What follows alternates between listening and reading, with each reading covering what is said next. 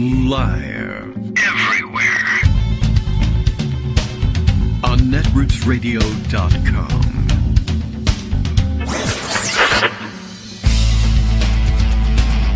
David Waldman. Kagro. In the morning. Now, here's David Waldman. Hey, good morning, everybody. How you doing? It is Wednesday, October 25th, 2023. Time for another show. It just occurred to me now that we missed the opportunity to discuss the ramifications of it being 10/23/23 on Monday. But then again, it also reminds me that I missed at least one instance of Greg Dworkin's BS drops.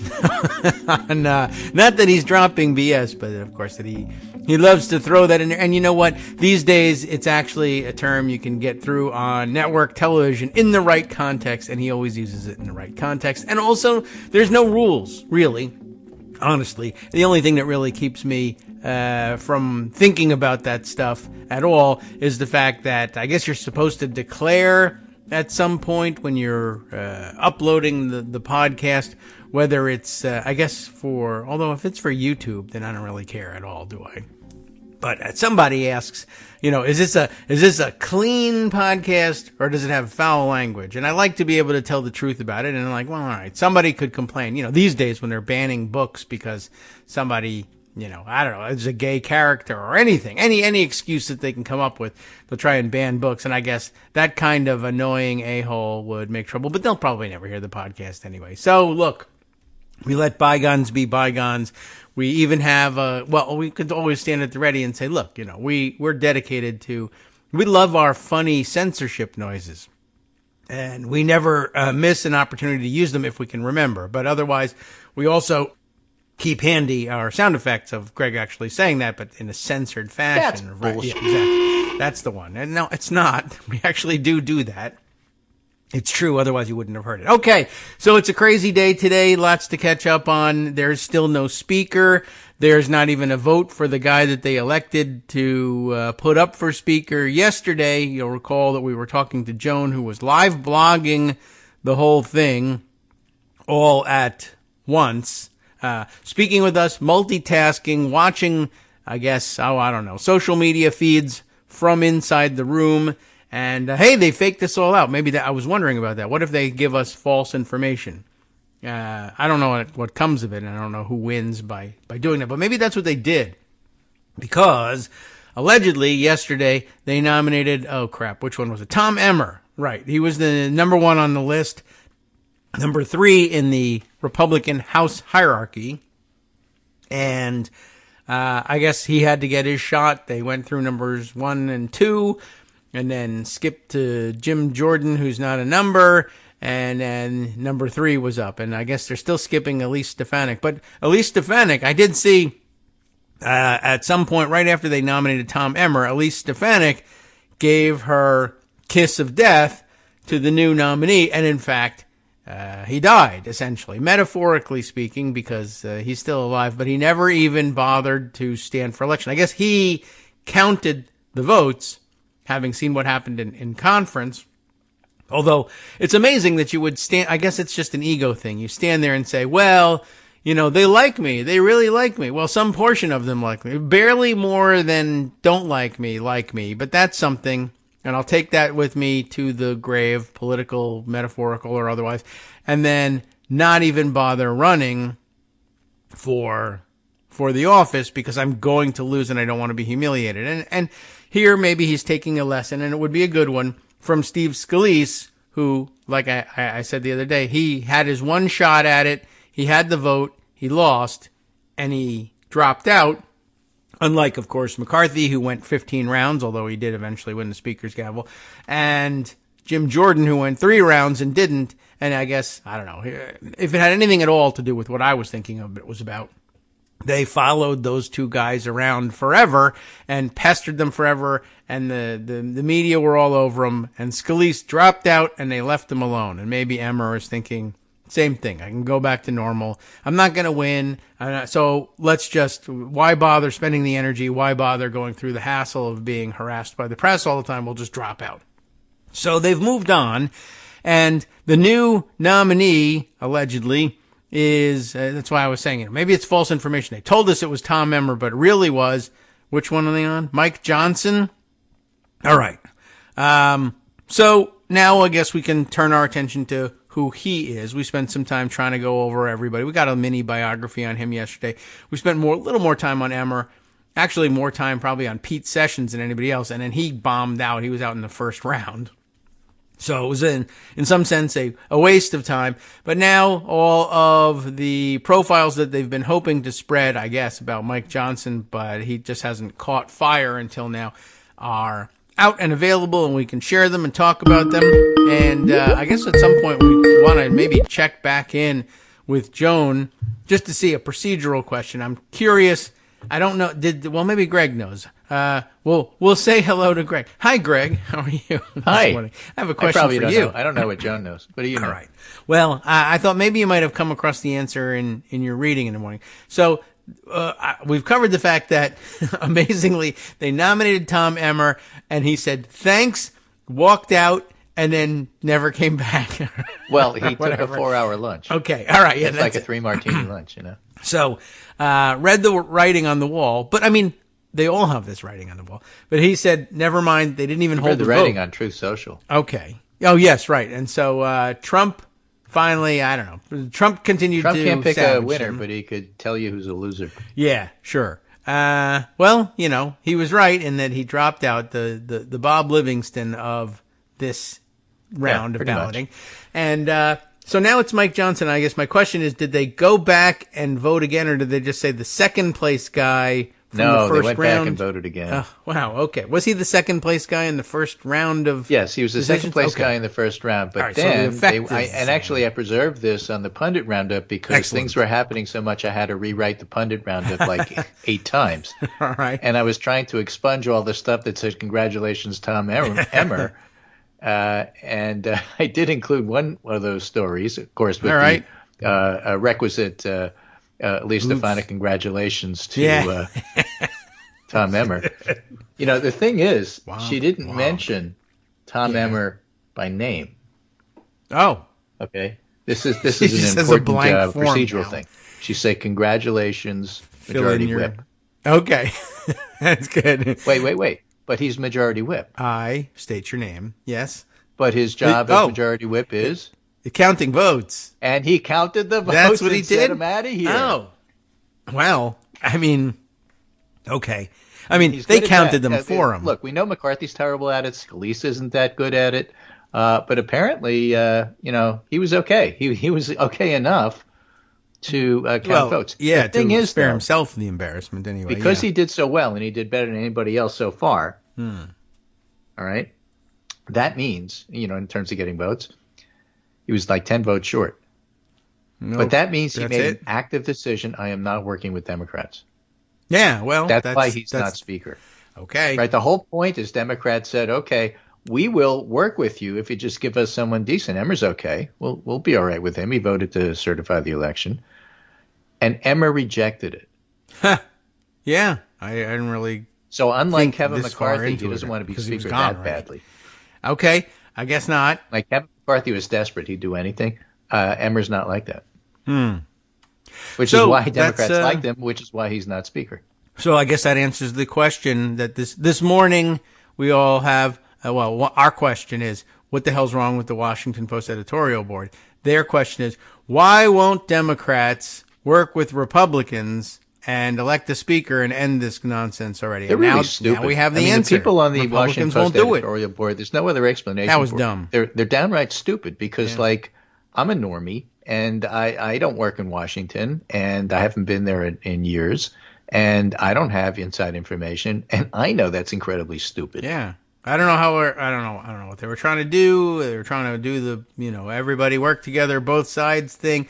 But there's no Democrats. If they did take that advice, they have no partner. Gerald Ford the way we want. That is our ideal Republican.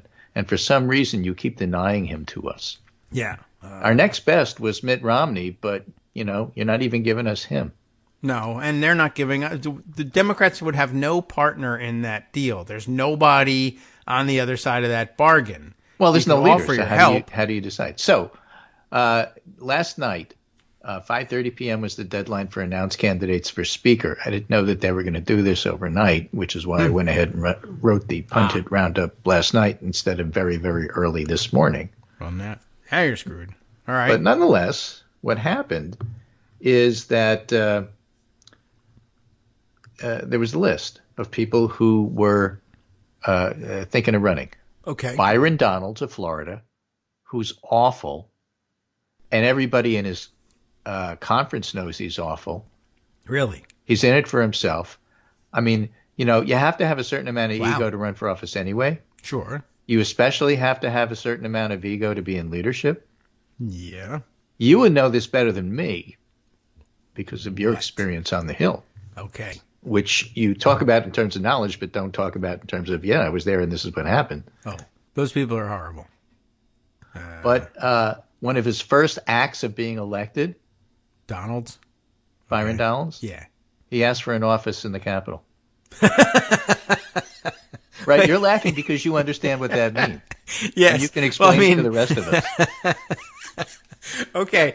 Right. Well, I mean, I guess it sounds like, oh, no, that's normal, right? He just got elected to Congress. He's in office in the Capitol. Well, okay. Office buildings for rank and file, and really everybody, every member of Congress gets an office, but there are office buildings that are separate from, they're in the Capitol complex, but they Cannon, stand. they have names Cannon that you've House heard Office of. Building, Longworth House Office Building. There's a Rayburn. There's another one out there, like an annex. Offices inside the Capitol itself, the Capitol proper, that goes to the top leadership. They have ceremonial offices, and they have working offices for the speaker, for the whip, the minority leader, minority whip. But that's what the top rank I'll is. have my So limousine Byron Donalds now, gets sir. to Congress and says, I want an office in the Capitol. All right. Well, yeah, he may have misunderstood what those other buildings across the street were. Yeah. But, I mean, you do. Fine. You learn can have what an you're office doing. in our Oklahoma annex. Yeah, sure. Exactly. I mean, there are members of Congress that show up, and by the way, they get their offices are, in fact, on the storage level of Cannon House Office Building, and their office workers, their staffers are working in those, like, storage room cages. There's no walls. There's a shortage of office space. But Byron Donalds wanted to. Yeah, I'm looking for a place near work. What do you think? What do you got? In the Capitol? Would you mind? Okay, so he had no idea. Then again, as a sophomore, he's actively running for speaker. Before, somebody just voted for him, and I'm not certain why. In January, they called out his name instead of McCarthy, but maybe to try to get him that office he wanted. Well, he's a very, very active member of the Freedom Caucus. And so good. He's free to do in that. the first round of votes, Byron Donalds got 32. All right. Mike Johnson of Louisiana, Mr. Johnson of Louisiana, got 85. That's more. Okay. Next after Donalds at 32, this is in the first ballot last night, was Mr. Other of I'm not sure what state, but Other got 31. Other. Mr. Other? Yeah, Mr. Other. Okay, 31 for just Mr. Other of the territories got 31. And then Mark Green of Tennessee got 23.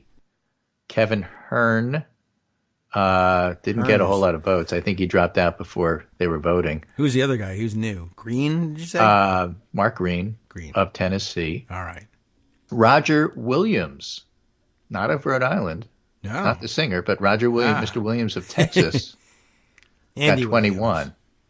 And then a guy named Chuck Fleischmann, Fleischmann of Tennessee, got 10. From the Fleischmann Liquor Group. Well, the funny thing about Fleischmann is twofold. First of all, he's a very distant relative of Harry Houdini. I wouldn't have guessed that. Even Houdini couldn't get himself elected in this environment. It could get you an office in the Capitol. But also, Fleischmann sent a text to Trump, which we know because Trump published it. Because he's discreet. Fleischmann. Saying, look, we're down to 5 and they're all Trump people. We love Trump. Trump, Trump, Trump. Endorse me, Trump. Yeah. And Trump of course, immediately posted it. Well, yeah, it said "We love Trump" in it. Right. What do you think was going to happen? Matter that he embarrassed Fleischman. So Fleischman's out. All right. Got the least votes. Take your margarine with you stupid jerk. And so, again, Byron Donalds, Byron, the second place person, eventually dropped out. The rest of them dropped out. We were left with Mike Johnson. Huh. All right. A lot of things to say about Mike Johnson. Mike Johnson is not a good guy. Take your margarine and... Oh, okay. But before we talk about Mike Johnson, yes. and there's a whole lot of Mikes in the House. You need to hang a couple. And there's quite a number of Johnsons. But, True. Johnson, Olson and Johnson, Magic Mike, right. Howard Johnson. There's just... no end. It's a generic name, and nobody's really heard of him. Yeah. However, he's Mike from Johnson? Louisiana. Okay. Steve Scalise is his mentor. You were pointing out that Steve Scalise wasn't being hounded by the press, and he stayed. We've talked about this on the show. Yeah. He stayed in his majority leader job. Right. Nobody asked any questions because he was quiet. And so, hide in the office. Mike Johnson becomes speaker. A relative newbie. He's only been in the House for a couple of years. Yeah. And he's a mentor. Steve Scalise is his mentor, a mentee of Steve Scalise. Mentee. Steve Scalise, many people say, will become the most powerful majority leader in a long time. Maybe, or else Mike Tom Johnson DeLay, will say, F you, I'm the king now. Yeah, but remember, Tom DeLay actually was more powerful than most of the speakers that he was a majority leader for. Yeah. Tom the Hammer DeLay. Yeah, I guess so. Okay, well, that's a possibility. So maybe that's why Steve Scalise stuck around. That would be remarkable. Because John Bresnahan over at Punch Bowl said a month ago it's probably going to be Mike Johnson. Wow. Well, what are we going to do when it isn't? Well, we'll talk about that too, because it may not be. But he's got the inside track. He's actually got a better chance of becoming speaker than any of the others up until now. And the reason is... What is the reason? Everybody's dead. High school running for, school president. Okay. Student body president. It's a popularity contest. It has absolutely nothing to do with policy. It's got nothing to do with whether or not you provide funds. Like in the old days, Kevin McCarthy would have been the leader for that. This is a new world. They don't care about any of that stuff. And Mike Johnson is a very quiet guy. Now, the quiet things that he does aren't good. Right. Okay. And we know a lot of people like that. Harlan Crow, Leonard Leo. I mean, he's one of those quiet guys that does a lot of no good things, but he does it quietly. And in doing it quietly, he didn't piss everybody off. So sometimes the person who runs for student body president and is, quote, the most popular also has the most baggage, is the biggest loudmouth, is this or that. And then the second or third person who's really quiet and was the vice president and sort of was doing stuff and not getting any of the different factions mad at him winds up in the leadership role. And that's true. Mike Johnson. Also, I will point out very frequently, they wind up serial murderers or terrorists. Well, I say always he's not a good person. So, right. So it could easily be the case. A Jennifer Bendery thread, crawl space, which is just fantastic because it helps to outline who Mike Johnson is. She writes, "Get to know Mike Johnson, the GOP's latest speaker nominee." Now, of course, I do have to mention he did get an Elise Stefanik congratulations, Mike Johnson, so he's in trouble for that. Right. They put him on Sports Illustrated's cover. Yeah, but he voted to overturn the 2020 presidential election by fueling a lie about widespread voter fraud that led to an insurrection at the Capitol building. So there's that. There was and he may lose a couple of votes for that. That may be one of the reasons why if he doesn't win, he doesn't win. But it'll be only by like 5 or 6 or 7 votes, not by 30 like Jim Jordan, who a lot of people hated. All right. We'll see. Or Kevin McCarthy, who a significant number of people loathed. You know, they voted for him because he was in power, so that's what you do. But after he was out, he found that, my friends maybe aren't my friends, and maybe in Washington you really should get a dog if you want a friend. Hey, this guy looks like the Simpsons lawyer. Yeah. Johnson also signed on to a Texas amicus brief in support of throwing out votes in swing states. A lot of people did. Emmer did too. I don't have as much of a problem with that. My thinking on that is if you want to go to court and sue because you think that you have a chance to get somewhere, that's your right. If you lose, you should just say I lost and move on. So the fact that you filed the suit doesn't bother me. If you keep filing suits after you lose, it does. And I don't think it's in the same category as like wanted to overturn the actual election itself. All right. At the House on January a reason 6th. to think it's different. I mean, it's a not little good. delusional, but all right. But Emmer, for example, voted to certify Biden, but he also signed on to the amicus brief. Okay. I mean, and at least Democrats it was found a that legal acceptable. channel. And, it was said that if he's the speaker, we won't really, fight that. Okay. I mean, I don't know if that's true, but... He earned an F on the Republican Accountability Project's democracy score. Oh. Because he signed democracy. the Texas amicus brief. He objected to certification of the Electoral College votes. He made false and irresponsible public statements against democratic systems. He voted against impeachment or conviction of Donald Trump. He voted against creating an independent commission to investigate January 6th, and he voted against holding Steve Bannon in contempt of Congress. All right. Right. Now, That's here's Mike bad. Johnson on the morning of January 6, 2021, hours before Trump supporters stormed the Capitol to try to kill lawmakers and prevent the election results from being certified. And just a reminder of, this was a big deal, January 6th. So, over time, one should not diminish it by saying, well, it's old and ancient history. Okay. They tried to kill people. There was a scaffold out there. They wanted to hang Mike Pence, and they would have killed Nancy Pelosi if they got a hold of her. So, yeah. Representative Mike Johnson tweeted on that day, "We must fight for election integrity, the Constitution, and the preservation of our republic. It will be my honor to help lead that fight in Congress today. The statement I drafted summarizes our position and legal analysis that supports it, and there is a published position that goes with that." Okay? And the point is, he was quietly, like Ken Chesbrough, one of the legal architects of the whole scheme. That's what I hear. And a lot of members who voted not to certify pointed to his work and said, because they didn't do convinced me. He's a genius. Most of them are candidates in a box, but Johnson actually did the work. Or got a box with work in it. I'm not sure which, but okay. In formal statements justifying their votes, about three-quarters relied on the arguments of a low-profile Louisiana congressman. This is from the New York Times, October 23rd, 2022. Representative Mike Johnson, the most important architect of the Electoral College objections. So, if Mike Johnson is elected speaker, and that's a big if, as we all know, that means the so-called most important architect of the Electoral College objections will oversee the certification of the 2024 presidential election results, assuming the Republicans hold the House. Okay, I mean, sort of. He would oversee the House debate over whether or not to agree with objections that have been raised, but of course, the gavel belongs to if the Republicans gain the Harris. Senate and hold the House, and the Senate decides not to certify, and it gets run to the House, it would be then he's about in charge. Yeah, right. a whole Just bunch of ifs have to clarifying happen. that you'll never see Mike Johnson holding the gavel during the counting of the electoral votes. It'll be during That's a the Senate debate about whether or not to count electoral votes. But okay, No, we're skipping a step here. But the point is that Yeah. if the Republicans are in control of the Senate, one It can won't be envision good. a It's a bad situation where idea. Biden wins and they don't accept it. Yes. And, right. And even if they're not, you can envision, because Mike Johnson's virtually promising it, you can envision a situation in which he does win and the Senate says he won and the House says, well, if we don't agree that he won, what are you going to do about it?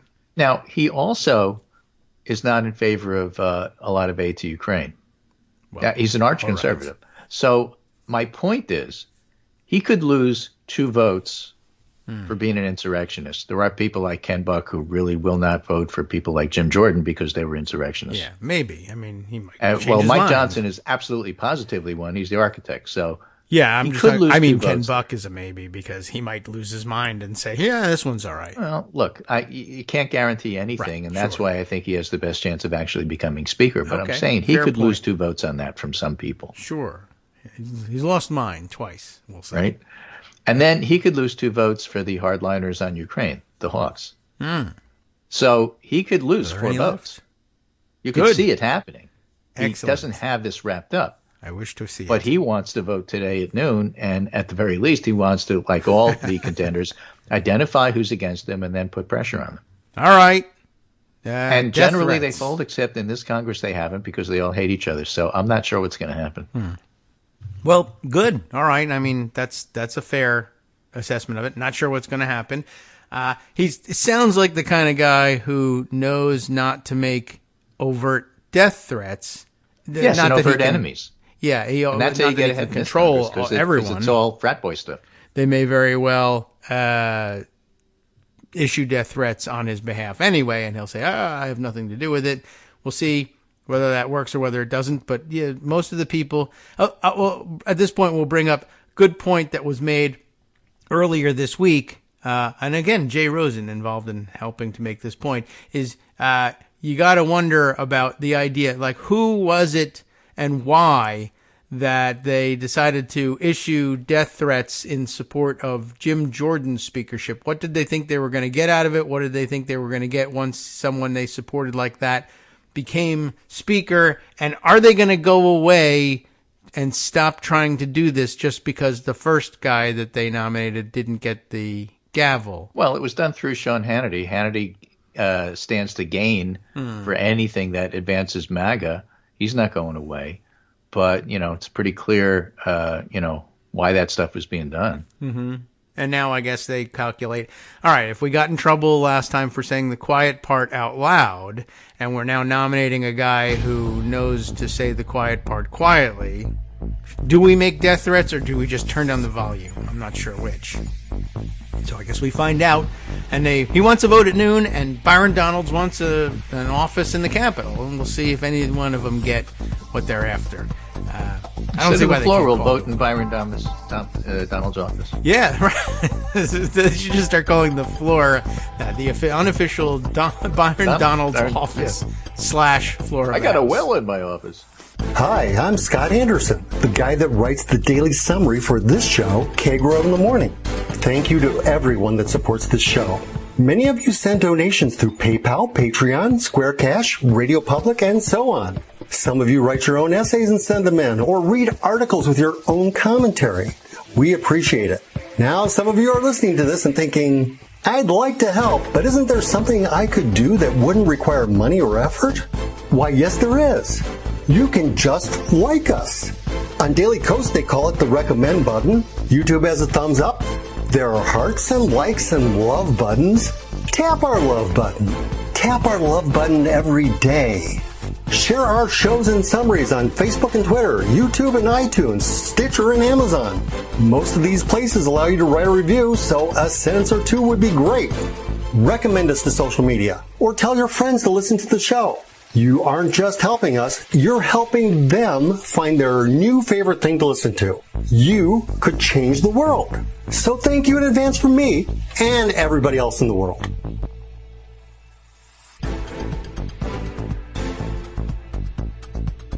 Okay, welcome back now to the Kagro in the Morning Show here on Netroots Radio. All right, so that's where we stand. Mike Johnson, the nominee, presumably, and despite whether they have the chance of winning or not, they now go around calling them Speaker Designate, which I think is a mistake. But whatever, I guess they can do whatever they want. Eventually, but it's like they might be right. Yeah, eventually they will. And but I guess it's like calling the Attorney General Smith or whatever. Okay, apparently I can't stop this. It's incorrect, but no one's going to listen. Like the word inflammable, which also will never work. Okay, right. Yeah, well, that I think most people have gotten it. They like the weird highbrow flourish of saying attorneys general. Yeah, well, the other side of the coin there, of course, is and we'll do a little bit of legal stuff after we've wrapped up the speaker situation, because after all, Jenna Ellis pleaded guilty. Yes, she didn't pled guilty. No, why not? Pled guilty. Because you don't use that word in that sense. It's pleaded. Oh, okay. Well, I guess it's like hanged too. Another word we don't use enough these days. You can hung. He can be hung in effigy. Yeah, but he's been hanged. Yeah, that's a weird one. Okay, hung jury over a hanged victim. Okay, all right. Well, this is why we declared independence from England. Yeah, exactly. And besides, they spell color funny. So in your complete collection of things to say, This is Haley Bird Wilt, reporter, asking Kathy McMorris McBean, why no GOP women have run for speaker? And her quote was, "We're wiser." So that may help explain why Lee Stefanik hasn't run and just does all these silly tweets. She just is the one that pats you, the last one to pat you on the back and push you out of the plane. Yeah, exactly right. Go get him. Gung ho. So I was telling David on the break, one of the reasons I'm pessimistic about stopping Mike Johnson, even though he's a terrible person, is because, firstly, they're very tired. And secondly, and perhaps more importantly, if Mike Johnson fails, then Patrick McHenry will probably be elected pro tem speaker. Pro tem. Yes. Speaker pro tem. Attorney General, maybe. Which would be seen as somehow or other caving to Democrats. Don't ask me why, but that's the way they think. And as I mentioned earlier, Tom Emmer had a chance to be speaker, and he wouldn't take the lifeline that Hakeem Jeffries threw to him. So my point is, the Republican conference is so into absolutely positively not compromising with Democrats at all whatsoever. Yeah, that may push them to get a speaker because the only other alternative is to compromise with Democrats. I see. They may say, well, this is one, we're exhausted from doing this. We're running out of candidates. The pressure is on. And if we don't take this last nominee, the calls will start going out. You need to cooperate with Democrats, and we refuse. And that's poison. We refuse to do that, so we got to do this. Yes, which is amazing. Again, given the Washington Post's poorly conceived and poorly timed editorial yesterday, calling on Democrats to be the one. You got to cooperate with. Yeah, these that's guys. why it's so sweet. They just keep saying we're not going to accept their cooperation. So whoever calls for it doesn't matter. Why don't you cooperate with Republicans? Because they absolutely positively refuse to accept even our phone calls. It's right. It was an insane thing, and the fact that it was from the entire editorial board, and it wasn't one of them who could stop this thing or dissent from it. It was ridiculous. Anyway. I mean, I think we all know that, but they illustrate it time and again. And I don't know. I keep thinking of the thing people say, when people tell you who they are the first time, believe them. Well, what about when they tell you 9 times in a row or 15 times with the first guy and then 3 with the second guy? And, well, all right. So how many times? They've done it 20 times this year. We're not going to we won't accept the help, even if it's offered free of charge from Democrats. It will get you thrown out. That's what got McCarthy bounced from the speakership. Was he didn't accept it, but he was around when it happened, and Democrats accidentally voted for a thing that he proposed, and that was enough. So from the scandal sheets this morning, Playbook Speaker Johnson is the headline, and from Punchbowl, it's what is it? It's something. It's hard Johnson. To tell. We have a new GOP speaker nominee. But I don't know what that means. This could be the first former chair of the Republican Study Committee to become speaker. Oh, there's another knock against him. He's Republican Study Committee chair. Yes, that hasn't been around that long, so not that surprising. But it's a pretty ultra-conservative type organization because it's full of Republicans. But both of the scandal sheets essentially say Mike Johnson this time might be different.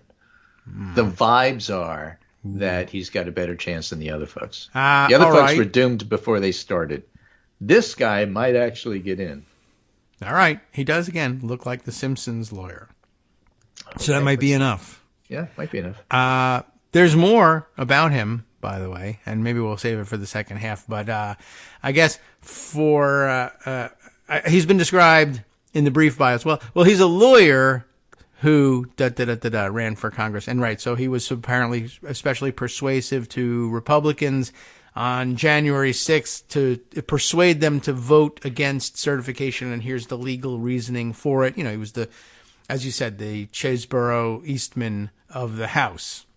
He was the John Eastman of Kenneth Chesebro's. Yeah, exactly. Right. You have to describe everybody this way because that's how many co-conspirators there are.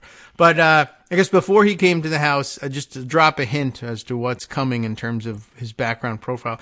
For everybody who remembers or whose ears perk up at the mention of the Alliance Defending Freedom. That's the litigation group, the ultra-conservative litigation group that is always in court for Republican causes around the country, whether it's voter suppression, book banning, anti-LGBTQ legislation, drag legislation. So is that the group that always loses to Mark Elias? Yeah, well, I think they're not as heavily involved in electoral litigation, I don't think, as culture war litigation. But I think they have occasionally chimed in on the where there's a sweet spot that things overlap on those things. And Mark Elias would have beaten him there because he seems to win all his cases. But he's all this quiet behind the scenes stuff is arch conservative culture war litigation. If there's a case in the courts, whether federal or state courts, somewhere in the last 10 years that has the outcome of which has turned your stomach, that's Mike Johnson. That's where he's been doing his work before he got to Congress. Now, of course, he's doing it in Congress and turning your stomach there. But I have a lengthier exposition of that to discuss later, not to get in your way now. I'll just put that out there. Oh, not my way. I just don't know that much about his other history. Yeah, we're all learning about him. But, we'll see. The vote's at noon, and I'm on the show tomorrow, so we'll have more to say about what happened. Right, and we'll see how if Elise Stefanik can keep her streak going.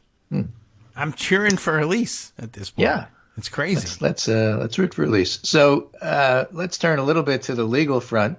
After speaking for 40 minutes about something I don't know about, which is the House, let's talk about something I don't know about, which is the courts. Got it. And this is TNR, the New Republican. Ellie Quinlan Hoteling writing about our friend Michael Cohen. There's so many illegal things to do. We'll start with that. Michael Cohen stares down Trump and drops fraud trial bombshell. All right. Now, Barbara McQuaid was very good at pointing this out. The press is describing Michael Cohen as the star witness at this trial for fraud that Trump is already guilty of. And it's a bench trial, not a jury trial in New York. But first of all, he's perhaps a witness with star power. Maybe you could argue that because people have actually heard of him. But he's not the star witness. He didn't go first. All he's doing is corroborating what everybody else has said and connecting the dots in a way that said, yeah, Trump knew this. I was very close to him. He said, for example, and this was not new because other people had testified to this under duress because the prosecutors sort of got it out of him, the accountants. Duress, right? Yes. But what Michael Cohen said yesterday to Trump's face, because Trump was there, is Mr. Trump would reverse engineer his holdings to meet the expectation of what Mr. Trump felt was his wealth. Oh, I'm worth $4.5 billion? Make it $6 billion. Michael, work with the accountants and go back and find out which properties I have and make the value add up to $6 billion, not $4.5 billion. And that's what he was tasked in doing. That's what he testified under oath. Trump said, oh, he's a liar. You can't believe anything he said. You don't have to. All he's doing is pointing out, corroborating what everybody else has already said. And those people aren't liars, and they weren't convicted felons, and they didn't go to jail yet. Okay. This is a civil trial. They won't go to jail here. But the accountants for the Trump organization said, yeah, we did this. And Michael Cohen said, yeah, they did this, and I helped them. Not that I'm an accountant, but I did it at the direction of Mr. Trump because I was his fixer. That's his role in this trial. So you can discredit him, but it doesn't discredit any of the material. All right. All he's doing is helping the judge draw the distinctions. And because it's a bench trial and not a jury trial, it doesn't matter if the jury doesn't like him. There is no jury. That's true, too. Well, it's an important point and important to know or to keep in mind for another of the legal developments, as we discussed earlier in the week, which was, well, how valuable will Sidney Powell's flipping be? We'll get to that. She's known to be a cuckoo bird. Well, and Jenna Ellis. And yeah. And, oh, well, that's another story. Yeah. We haven't gotten to that one. We got some really good stuff on why those things are so valuable. Perhaps might not be what you think. Oh. But in Michael what do I Cohen's think? case, okay. Well, he's done a great job rehabilitating I was asked by himself. Trump to increase total assets based on a number he arbitrarily elected. My responsibility was to reverse engineer and increase the assets to achieve the number Trump had tasked us to, Cohen told the court on Tuesday. Or in layperson's terms, Trump was lying about how rich he was, and I helped him. Yeah. That's what he did. That was his job. That's why he's the fixer. Yeah. So I'm glad he's testifying to it. He's kid, have you rehabilitated yourself? Yes, I have. It was a years-long project of, admitting all of his guilt and going to jail for some of it too. And I guess that's part of it, right? That's another difference. Usually when they attack a witness, well, didn't you make a deal? Isn't that why you flipped? Yeah, but they're usually there before they have served any time or, looking to get out of serving time. I mean, he can at least testify. And then there's no jury, so they don't even care. That's another thing. The judge can put it aside. But had there even been a jury, I went to jail. I already did my time. I'm not getting anything out of this. So this is turning to a different situation. But again, you have to picture Trump is in court all day with Michael Cohen telling him to his face, you're lying about how rich you are. In public. Cool. Everybody's hearing it, writing it down. They're going to publish stories about this. So Trump's not having a good day. Nobody listens to him. Okay. Yeah. And then he hears in the morning what? That Jenna flips. Oh. Jenna Ellis. Jenna flips. Bush. Oh, okay. Oh, the other Jenna. All right. Jenna Ellis, right. And then he hears in the afternoon lawyer that Mark Meadows was granted immunity. Ah. So he did not have a good day. Yeah, he's happy he took down Emmer, but he doesn't care about Emmer. It's all about him. Victory. So this is not a good day for him. But here's a really interesting piece in the New York Magazine Intelligencer column. All right. Under the title Exhibit A, Trump's big loss and win from the Georgia plea deal by Ankush Kardori, contributing editor who covers legal affairs. Too long didn't read. The point is, whatever Jenna Ellis can tell about people, and in her particular case, of course, she points directly to Rudy Giuliani because she was part of the I'm one of Trump's lawyers on the Rudy Giuliani tour that went from state to state to state, including Georgia, but also other states. Yes. So in a RICO case, you can bring up all this other stuff. She can lead to Giuliani. That's good. What she did not do is plead guilty to RICO charge. In fact, none of them have. Not Chesbrough, not the Kraken lady, not the guy, who was the lower Coffee County level official. Oh, right. Yes. And four of them. The bail They didn't plead guilty to RICO, but Fonnie Willis is making the case here. First of all, it was okay to indict 19 people. Some of them are going to drop out and turn state's evidence. And I got 4 already. Yeah. So we're down to 15. I know what I'm doing. Yeah, that's a good point. And these people who have pleaded guilty are part of the RICO thing, so I'll prove that later. But the main point this guy makes in discussing Jenna Ellis is the biggest problem for Trump. Sure, he's happy that she didn't plead guilty to RICO. Maybe she doesn't have something directly on him. Well, but there's no trial. Say anything. Yeah. The reason he lost with Sidney Powell, the reason he lost with Ken Chesbrough, the reason he lost with Jenna Ellis is that there's no trial. And because there's no trial, his lawyers don't get to see all the stuff that Fani Willis has. She would have had to expose the entire RICO strategy and evidence at these trials with months before Trump was on trial himself, so he'd have time to prepare for it with very good lawyers. So. They can't do that. Wait a minute. With what kind of lawyers? He's got good lawyers. He does? Yeah. You don't know who they are. Mark Meadows has the best. Some of them just pleaded guilty. Yeah. Well, those lawyers are not so good. Oh, I guess not. But the ones he's got now to defend him from those lawyers? Oh. You mean like the ones who keep getting admonished by the judge? You're a racist, you're a sexist, shut your mouth? Good enough to make their case stronger. They are in New York. If they are given all the evidence that Fani Willis has. Okay. Yeah, or as somebody else would think, look, normally. We may not like to admit it, but Trump does have some defenses he could use. Okay. I mean, and this would only strengthen them. I've been waiting 6 years to hear what that defense is. Well, and so are we. Keep coming like with the see wrong it, ones and, and loses, bad we'd lawyers. like to go to jail, even though everybody's presumed innocent until guilty, except him. I guess. I mean, there's got to be, by default, one of these lawyers is better than the others. Yeah, exactly. It just has to be that way. You can't be the worst guy. I just am saying that, up until, a couple weeks That's an old ago, George Jenna Carlin Ellis routine, was a constitutional scholar. Yeah, well, everybody always points to say, well, at least you're better off than that guy. But how about if you're that guy?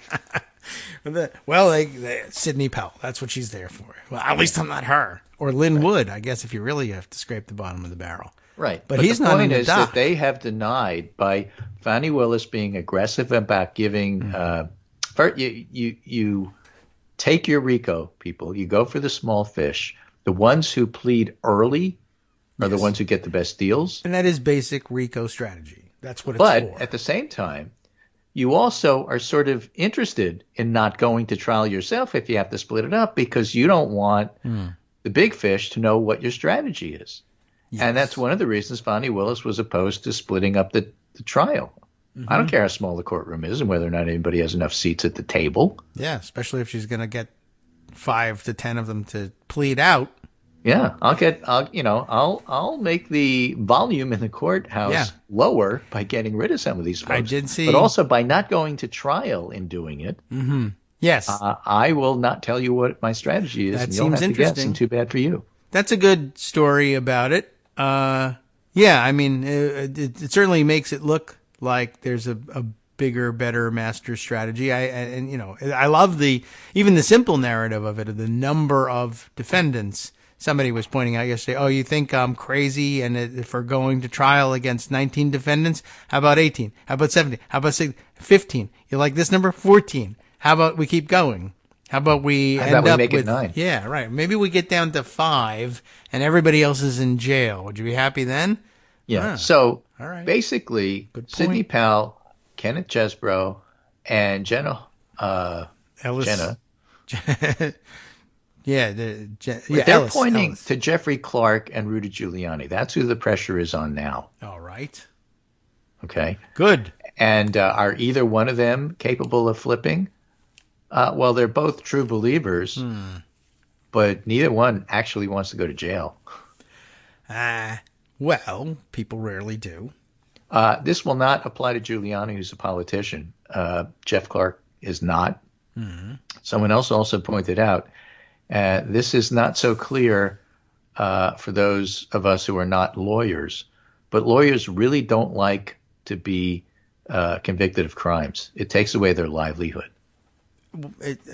Yeah, a lot of people lose their livelihood when they're convicted of crimes. Yeah, but lawyers especially. I mean, you can't practice they're law. The ones who aren't supposed to be involved. Although police get involved in a felony and that sort of thing. More jobs. Especially in Georgia. So, there's a license. There's a lot of pressure on them to, do something to expunge their record. Now, Jeff Clark is not the kind of guy who wants to go to jail, is not a politician, and therefore can't turn around and do what Mike Flynn does for a living or Steve Bannon and succeed at it. Yeah. So there'll be a tremendous amount of pressure on him. Rudy Giuliani is an alcoholic and crazy, and I don't know what his situation is and what pushes his buttons, so I can't speak to him. But Clark, is definitely somebody I would try to put pressure on to flip. Yeah. Maybe he's an alcoholic and crazy, too. Maybe. I have no evidence for that, but I mean that's an open secret in Washington. Okay. You can find stories about it. It's not libel. Yeah. There's plenty of stories written about how everybody, including his buddies, were worried that Giuliani was drinking too much. It's in every paper. Sure, absolutely. Nobody says that about Jeff Clark. Just us. I don't know, just me. There's no reports that I am aware of that Jeff Clark is a crazy alcoholic, but he is weird. So, next story on the legal list here. Ex-Chief of Staff Mark Meadows, granted immunity, tells special counsel he warned Trump about 2020 claims. Now, it's sort of sensational because Mark Meadows obviously is the biggest fish yet because he's the one that's closest to Trump and was in the room for all this stuff. However, all we know, and Marcy Wheeler has a big caution on this, and writes, cautions on ABC's huge Mark Meadows scoop. What we know is Mark Meadows spoke to Jack Smith several times and has been immunized. Yeah. So as far as I know, he got his COVID shot and we'll move on. I don't know what else this means. Marcy says don't make too much of it, because basically when you get down to it, Mark Meadows and his very skilled lawyer are really good at telling you almost nothing, as much of the truth as they are forced to, and no more, not a word more. So the idea that somehow this means he flipped like Ellis or Powell, not the same category. It's just that Meadows is much closer to the, the beehive. Okay. The Queen's room. Where all the stuff happened, the room that it happened. The dining room where he throws the ketchup. Yeah, well, the dining room in the Oval Office. Yeah. So, that being the case, anything that Meadows tells Jack Smith is important. And if Meadows tells Jack Smith that Trump was telling lies from day one, and a lot of this stuff happened even before January 6th, which we call day one, then that's important. But he didn't say, I am testifying that Donald Trump knew he lost and did this anyway. Jack Smith is trying to use Mark Meadows to get an idea of what was Trump thinking, because Mark Meadows spoke to Trump hours at a time every single day, so he would know. Yeah, I was the chief of staff, even though, okay, there was no staff. But okay, right. Gotcha. So Marcy writes off cautions as well, because virtually all of ABC's reporting says Meadows was asked not about what Trump did, but whether Meadows believed what Meadows had said publicly. And Meadows said, everything I wrote in my book is, you ready for it? Bullshit. What? Okay. You don't have to pay attention to me. Not what I wrote in my book. This is the truth. And, just like Michael Cohen, everybody who testifies about Trump is going to be in the situation as, well, he's a known liar. They all are. Yes, that's true. That's why it's a mob trial. That's why they're doing RICO in Georgia. Yeah. Well, he's a known liar. Well, so's he. So, duh. He's a known liar. He's a known liar. This whole court is a known liar. Basically. Importantly, she writes that earlier ABC scoop served to signal co-conspirators how Meadows changed his testimony after prosecutors obtained proof his claims about his ghostwriters, the same ghostwriters whose book remains at the center of ABC scoop, were proven wrong by further evidence. That story suggests Meadows was only going to be as truthful as evidence presented him required him to be. And this story is of the same type. It describes how, as he did in the stolen documents case, Meadows said he didn't believe what he wrote when it was legally necessary. Under oath, did you believe what you wrote? No, I didn't. Well, why'd you write it? Because it sells books. Yeah. Well, they should indict him for selling books. Right. They can't do that, but, well, this is very interesting, and it does speak to the value of deals that are made with Trump lunatics, which is where we get back to Sidney Powell, who entered her plea, as a matter of fact, with the plea deal, and has already pleaded guilty, and apparently immediately exited the courtroom and probably violated all the terms of her plea deal. So we'll see what comes next. But she apparently, part of the plea deal was, remember, she had to apologize to the people of Georgia. And then she immediately, of course, went to social media and said, Yargle Bargle, the election was stolen. All of the things I said to get out of trouble are not true. It was coerced out of me. I was forced to confess. They should throw it out. Help me, Supreme Court, yada, yada. So you know who you're dealing with. I can't, but I don't know. It's hard to believe that Fani Willis wouldn't have anticipated that, because Powell's nuts. Yeah. So we'll see what the plan is. We'll see what the plan is there. Pulling the rug Fani out. Willis also indicted Mark Meadows. That's important to this story about what Jack Smith is doing. And Marcy points out that Mark Meadows told Jack Smith a story, and Fani Willis has more detail, and the story that Mark Meadows told to Jack Smith falls apart. It sounds like it will. Because Fani Willis has more information. And so what Jack Smith does with this will be interesting, the way she puts it. The point being, before Fani Willis indicted Mark Meadows found a story to tell Jack Smith, I'm adding the Jack Smith part, that was going to work. And now the story doesn't work anymore, which is why the timing of Meadows' immunized testimony to a grand jury and the timing of this scoop matters. His January 6th testimony seems to conflict with what Fani Willis knows. So this paragraph in today's big ABC scoop is even less credible than stuff in the indictments. According to what Meadows told investigators, Trump seemed to grow increasingly concerned as he learned more about what was transpiring in the Capitol. You ready for it? Oh, wait a minute. Yes. I mean, go ahead. You want me to just say it for you? That's bullshit. There you go. You can do it your way. If the two versions of Meadows' story had started to obviously conflict, he may be doing some soul searching about whether he wants to go the way of Sidney Powell and Ken Chesbrough and Jenna Ellis, who sent 350 texts with Meadows. That Fani Willis has. Yeah. You know, it's almost as if it was a smart idea to indict and to bring two cases, one federal and one at the state level. Yeah, it's also, maybe Fani Willis knows what she's doing. Yeah. What if she knew what she was doing? What if she knows how as much RICO works? or more what if than she Jack Smith? has a feel for what will happen to the small fry when she starts to put pressure on them? And if you have to look for a star, let's say, to the audience of this show, and you have two prosecutors, one hotshot federal level Republican guy, Jack Smith, who seems to kind of sort of maybe be picking up the crumbs finally left for him by a super sharp elected Democratic prosecutor in Georgia, and you're looking for the star of this show. I have a suggestion for you. Maybe it's Fani Willis. Maybe it's not Robert Mueller. Oh yeah, well that's true. But maybe it's it's maybe various Fani Willis other is doing a good job. So the fact that whatever. Jenna Ellis sent 350 texts with Meadows is interesting. What's on those texts? Yeah. Let's find out. Let's ask Fani Willis, not Jack Smith. Jack may tell us. Okay. Well, excellent. All right. So we come to the end of the hour for today. It is now almost 10 o'clock, which means if he has real command of the House already, if he's really taken up the reins, in 2 hours, they'll begin voting on whether or not culture warrior Mike, what's his name? Mike Jones is going to be the next Speaker of the House, or whether it all falls apart. This is a routine right out of Blazing Saddles. Howard Johnson is right.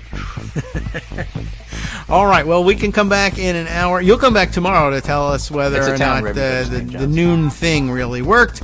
I'll come back to tell you what we're in for at noon after this short break. Thanks, Greg.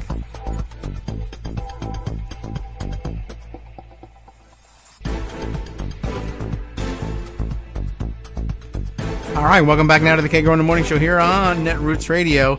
So, 10 o'clock, 2 hours away from the time targeted by Mike Smith Johnson Jones, whatever, Johnson, that's who it is, Mike Johnson, for the vote on his nomination for the speakership. We'll see whether he can bring that about. There's nothing else going on, so it's not hard to believe that they'll be close to on time anyway, but we'll see whether he can make the trains run on time. That's very important to Republicans somehow. For some strange reason, they keep coming back to.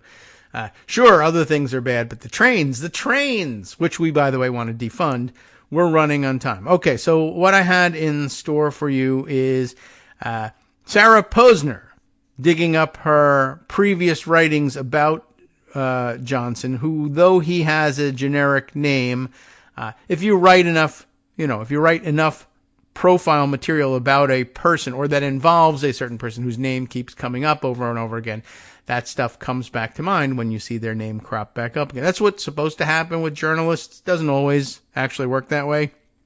But, so here's what Sarah has got. Oh, how many of these tabs do I have to have open? All right, let me jump back. So I saw this one, and I think she's referring back to a piece that she wrote that's about a broader topic. That is to say, what was that topic? I think the Alliance Defending Freedom that I had mentioned to you as an organization. So a broader look at all of the cases they've done and the many people involved in it. But that's the source material for her backgrounder on Johnson. And that is an April 2007 work. So we're, going way back in the Wayback Memory Machine for this. But how long is that piece? It's a sizable bit, but it looks like she might be excerpting the important stuff in her thread specifically about Mike Johnson today. So it might save us some time to begin with this thread. Mike Johnson, she writes, the GOP's fourth speaker nominee, used to work at Alliance Defending Freedom, which at the time of her writing, or his working there anyway, was called the Alliance Defense Fund, which tells you nothing, and was an ardent opponent of church-state separation, the First Amendment. He's an ardent opponent of the First Amendment. But, he'd deny that because he'd say, well, where in the First Amendment does it say there has to be a church-state separation? Well, true, but I think everybody has kind of come to that conclusion that there can't be an established state religion, and you people who oppose the concept of church-state separation are usually in it for the business of endorsing a state religion or effectively running the state as though there was one. Anyway, then a screen grab from this 2007 piece, the title of which, by the way, is "The Legal Muscle Leading the Fight to End the Separation of Church and State." The ADF, the subheader reads, has seized upon viewpoint discrimination to put the gay rights movement in its crosshairs. They mostly lost that fight, but they do win occasional battles for cake bakers, etc. But that's who we're talking about here, right? Like I say, if there's ever been a case that has turned your stomach, it's usually the ones where where the Supreme Court will say it's okay for a cake baker not to bake a wedding cake for a gay couple. Gay cakes, help, right? Stupid. But that's the ADF's stock and trade. That's what they do.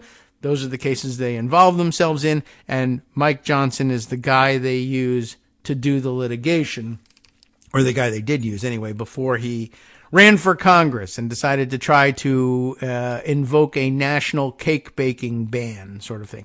Why is it, or how is it you come to the conclusion that they are working to end the separation of church and state? It's because, of course, they're clearing the way for allowing all sorts of religious discriminations to become public policy discriminations, right? I won't bake this cake because God says I shouldn't. And these are the guys in charge of laundering that into, you can't bake cakes. Not only can you not make other people bake cakes, but maybe you can't bake cakes either because the people who are getting married shouldn't be getting married and in fact won't be allowed to get married as a matter of public policy. And that'll take care of the cake baking dilemma for the rest of you. We want to make it law that two people that we think are inappropriately oriented for whatever reason can't get married. We're going to control who can and can't get married. Although that was always a function of the state. That's true. But we are going to empower state actors to use religious grounds to discriminate against who can get licenses and who can't, and that'll just help all the cake people as well, because now there won't be any confusion about it. That's Mike Johnson. Maybe next Speaker of the House, because he'll slip by because everybody's like, Mike Johnson, how bad can that be? It's like from Get Him to the Greek, right? We call our drugs Jeffrey. It's a Jeffrey because what harm could a Jeffrey do? What harm could a Mike Johnson do? Well, I don't know. That's a pretty white bread name. In this country, you got to watch out for that. So Sarah Posner grabs from this 2007 piece about the Alliance Defending Freedom, and it's only a paragraph or two, so we can read that. Even though there'll be no context, like it says at the beginning. According to Hamilton, who is Hamilton? We don't know. But what is that? Is that the case name that they were working on? It's not Alexander Hamilton.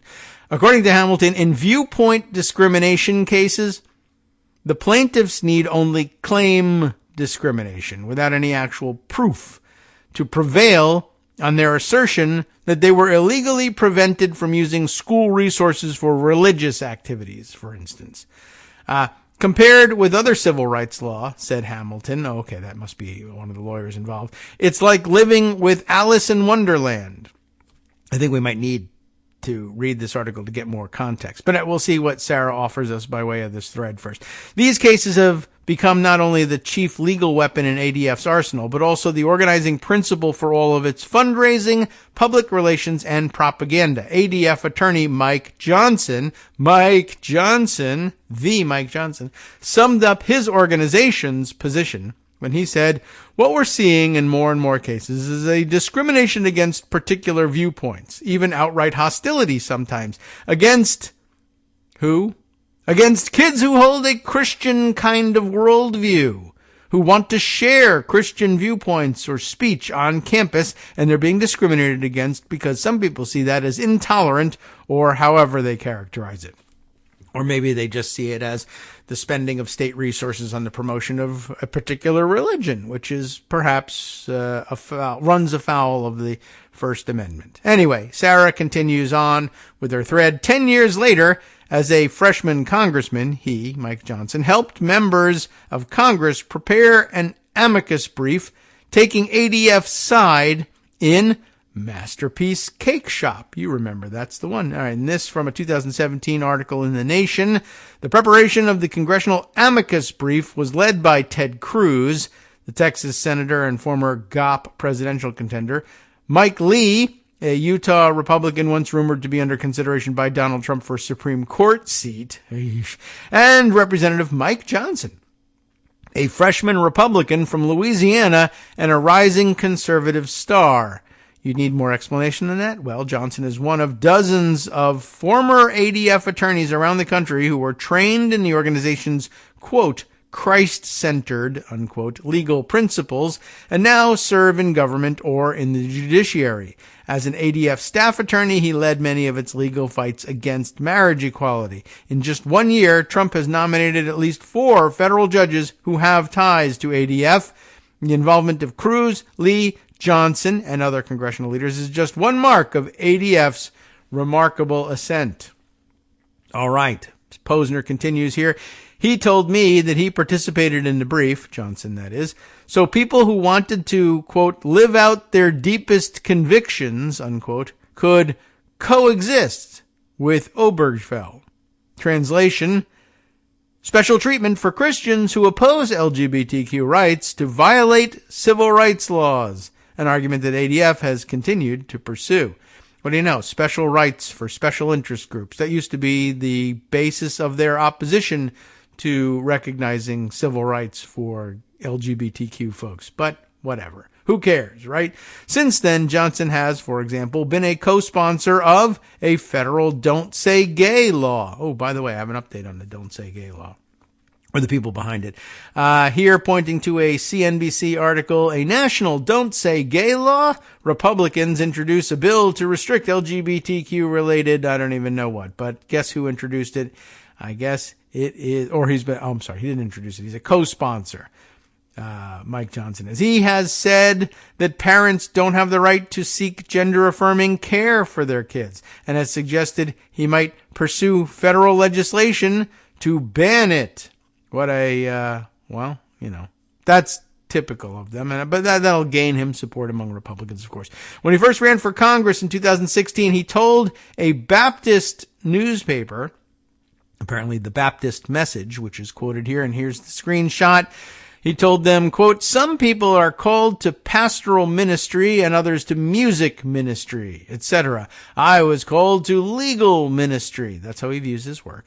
And I've been out on the front lines of the, quote, culture war, defending religious freedom, the sanctity of human life, and biblical values, including the defense of traditional marriage and other ideals like when they've been under assault. As part of that work, I've been in and around the Louisiana legislature and other state legislatures and the Congress for many years, he said. I've drafted legislation and defended it in courts. I've been there to speak with legislators and to testify. A look at Johnson's courtroom experiences shows a depth of background many would envy. He has successfully litigated legal actions from California to New York in federal courts and at the trial and appellate levels, including major landmark cases about rights of religious expression on school campuses and in the public square. One of the most highly visible victories he achieved was winning a unanimous vote from the Louisiana Supreme Court in 2004 while defending the Louisiana Marriage Amendment, passed by 78% of voters to protect marriage as the union of a man and a woman. He successfully defended the same measure a decade later at the federal level before the U.S. Supreme Court overturned all voter-approved state marriage laws with its ruling in Obergefell that purports to redefine marriage. So he was a winner, winner, winner until all of his cases were negated by one gigantic loss that has since, recognized that there are civil rights for people with whom you might disagree. What a strange concept. Anyway, he's also a stolen election lie proponent, which we heard more about earlier. Will he prevail when all the others haven't? We'll soon find out. But it's important to know exactly what the GOP caucus has settled on. That's the end of Sarah Posner's quick thread, but she does point to a more in-depth look of hers from way back in the Washington Spectator, April 2007. I'm kind of interested in jumping back to the examination of the ADF here, both because they're still relevant and they're still out there fighting the culture war. And, really, basically the election, the off-year, so-called off-year elections taking place here in Virginia in less than now 2 weeks, are a big referendum on the ADF agenda, really, because it's the ADF agenda that Glenn Youngkin found in his candidacy box 2 years ago when he ran. And okay, so let's see, because now that person might be able to take the gavel in the House of Representatives, which would be a major step forward for him. The legal muscle leading to the fight to end the separation of church and state. That's really what it's all about. Right. And here, I guess I'll add this commentary before we even begin on this. The focus, rightly, I think, has been on, hey, even as Marcy Wheeler has taken it up and made this the focus as well. The focus has rightly been on, hey, it's a bad idea if the Republicans are able to put in the speaker's chair a person who is pledged, who not only won't defend the constitutional order, but is pledged as a condition of the speakership not to defend the Constitution and then to actively attack it, to continue the insurrection, and to basically promise that the next insurrection can win under my leadership. I'll rule it to be in order to launch and uphold the ideals of the insurrection, that the Constitution is meaningless, to hell with all of it, unless we want to keep some part of it for nostalgic purposes and just reinterpret what it has to say for itself. Well, okay, but what if we also combine that with a person who also said, P.S., the other part of my life's work has been to throw out, the mainstay of the Bill of Rights, the First Amendment as well. To hell with all of that. Well, that might be bad. So Sarah Posner gave us this back in 2007, and it begins, it's a narrative. Ready? On a dismal, rainy afternoon, over tea and Pepsi, and I'm already turned off the whole idea, and a plate of fries at the Bob Evans restaurant in Cannonsburg, Kentucky. And I guess when you're talking about tea at Bob Evans in Kentucky, you're probably talking about iced tea, sweet tea, and Pepsi. And fries, of course. Who are we talking to? Bill Skaggs, a retired government and public relations executive of Armco Steel, told me why he thinks that homosexuality is the greatest threat to America. Huh? Okay, tell us why. AIDS kills was his circa 1984 answer, and this is in 2007. And the most common way to pass that on, of course, is from homosexual contact. His voice crackling with indignation, Skaggs added that he refuses to use the word gay. Don't say gay. It's homosexual, or worse. He has other words he wants to use for it. He says, gay, after all, is in our Kentucky song. They took it away and trampled on it. We want it back. So who knew that in 2007, the movement was really about, we want to take the word gay back and then make it mean something, it only means happy. But also, there's lots of other things that were in the Kentucky song that they got rid of too, but they probably want to bring those back. Skaggs is a board member of Defender's Voice, a local organization formed 2 years ago by a group of ministers and their followers who fought the formation of a gay-straight alliance, or GSA, at Boyd County High School, just up the road from where we sat. Located on a stretch of highway dotted with churches, dollar stores, payday lenders, and a drive-through cigarette store, because life is great there, the high school had become a place where anti-gay harassment had become an everyday occurrence. Most of that time, student organizers of the Boyd County GSA said the basis for the harassment was religious, because religion is an awesome force in America when put in the hands of conservative Kentuckians, anyway. One of the organizers, Libby Fuggett, F-U-G-E-T-T, okay, it sounds like maybe a fake name, but who knows? Well, we'll see whether that's the case or not. Oh, there's a phone call that I really should be taking, but okay, I'll wait until after the show. Anyway, so yeah, Libby Fuggett, I don't know, said, okay, this is one of the organizers of the GSA, right? Most of the people at the school, even the young people who would call us names at school, they would cuss at us. They would say, well, you know, we're outlining all this stuff. The words we don't like to usually use here, you effing other F word, that's a slur against gay folks. We can censor ourselves that way. You're going to hell. They think it's excusable because their religion backs it up. And that was a really big part of it. It's okay for them to sin against us because we're sinners. You know, it's a big hypocrisy problem with these guys. Leading the charge against the GSA were ministers led by the Reverend Tim York, who said they believe the Bible to be the word of God. We believe that homosexuality is a sin, you know, that sort of stuff. In 2004, York, who is now the pastor, or in 2007 anyway, was the pastor of a church in Nashville, ran an unsuccessful campaign for the Kentucky Senate on an anti-gay marriage platform. With backing from the state and national Republican parties, York and his followers exerted such intense pressure on school officials that it influenced their decision on the GSA, ultimately forcing the students to sue the school system in order to have the GSA recognized. To settle the case, the school district agreed to conduct mandatory anti-harassment training for all students. Although the training consisted of just a 1-hour video once a year, York was intent on preventing students from seeing what he considered, quote, indoctrination into the homosexual lifestyle. Please don't beat up gay people. Leave them alone. Stop calling them names. Stop hitting them. That's indoctrination into the homosexual. You're gay now if you don't punch gay people. That's where they're coming from. So he's still ranting and raving that it's indoctrination into the homosexual lifestyle. Indoctrination to tear down the Christian view that homosexuality is wrong. It is reverse discrimination is what it is. Please don't punch the gays is now, you know, anti-Christian. Jesus said to punch the gays. Are you kidding me? Of course we have to hit them. It says so right in the Bible. That's reverse discrimination. You're not allowing me to stone them. The minister-led group circulated opt-out forms in an effort to exempt students from watching the video, the Don't Punch the Gay People video.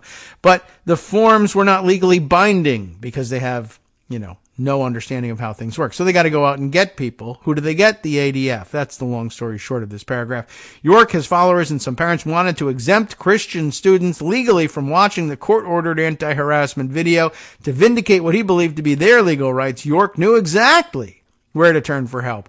The Alliance Defense Fund, ADF. Now, the next section, titled The O'Reilly Factor. You can guess what that's about. If Bill O'Reilly had a hero other than himself, it would be ADF and its courtroom crusaders lined up to fight the ACLU, Nickelodeon's homosexual agenda, and heathens who are hell-bent on censoring the words Merry Christmas. ADF's president, Alan Sears, a former Reagan administration prosecutor who, according to the ADF's website, God uniquely prepared for his lead role in the organization, admits to being inspired by the right-wing commentator O'Reilly, hardly known for his jurisprudential acuity, to write portions of his book, The ACLU versus America. In the first chapter, Sears maintains that from the very start, the ACLU wanted to destroy from within the America our founders intended. As proof of the ACLU's supposed anti-American, anti-Christian agenda, Sears fingers ACLU founder Roger Baldwin as an agnostic and socialist, we discussed that yesterday, who demonstrated communist leanings. Baldwin was moreover a friend of birth control advocate Margaret Sanger, whom Sears called a eugenicist who established the early link between the ACLU and the abortionists.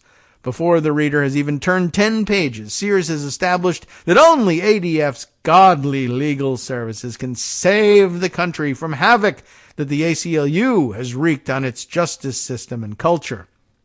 While the ACLU gained its reputation by winning cases, ADF's reputation and fundraising spigot preceded its first court case. They're raising money and raising their profile before they even tried a case.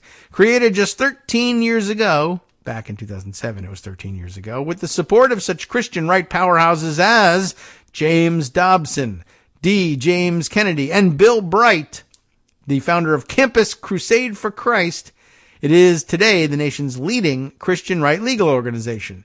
Through its National Litigation Academy, ADF has trained more than 900 lawyers who commit themselves to performing 450 hours of pro bono legal work on behalf of the body of Christ. That's a quote.